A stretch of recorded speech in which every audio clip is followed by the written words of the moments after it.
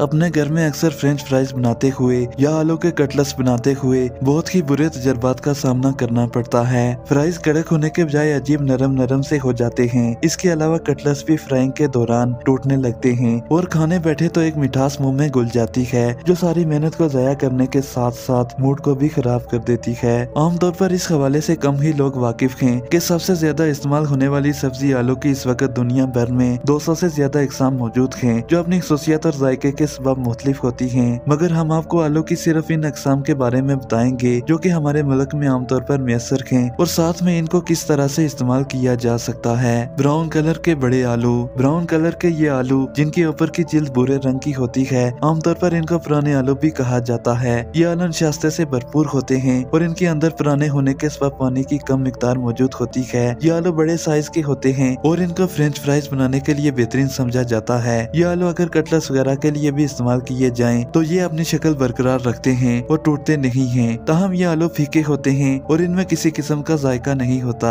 इसी वजह से इनका इस्तेमाल फ्राइज के तौर पर बेहतरीन समझा जाता है क्योंकि ये आलू केचप और दूसरी सॉसेस के साथ खाने में लज्जत देते हैं। लाल आलू। लाल आलू जो हमारी मार्केट में आलू की दूसरी अकसाम के मुकाबले में काफी महंगे मिलते हैं, जिसके बुनियादी तौर पर दो असबाब होते हैं। एक तो इस किस्म के आलू के अंदर से जाला लगने या खराब होने का इम्कान बहुत कम होता है, जबकि दूसरी जानब इनके अंदर अपना एक जायका मौजूद होता है जो कि खाने को एक लज्जत देता है। यही वजह है कि आलू गोश्त बनाना हो या निहारी या फिर बिरयानी, हर एक में लाल आलू डालना बेहतर होता है क्योंकि ये आलू जिस खाने में भी डाले जाते हैं ये इसकी लज्जत को बढ़ा देते हैं। मगर इस आलू को फ्राइज वगैरह और फ्राइंग के लिए इस्तेमाल करने से इसलिए तजवीज नहीं किया जाता कि ये आलू फ्राइंग के दौरान ऑयल ज्यादा जज़ब करते हैं। सफेद या पीले आलू। ये आलू जाहिरी तौर पर सफेद या पीले रंग के होते हैं। इनको नए आलू भी कहते हैं जिसमें पानी की बड़ी मिकदार मौजूद होती है। इसके अलावा इनके अंदर एक कुदरती मिठास भी मौजूद होती है। आमतौर पर ये आलू उबालने की सूरत में जल्द गल जाते हैं। इसके अलावा इनमें एक चिपचिपाहट होती है। यही वजह है कि इनसे बने फ्राइज भी नरम और मीठे होते हैं जो खाने वालों को पसंद नहीं आते हैं। ताहम ये आलू सैंडविच बनाने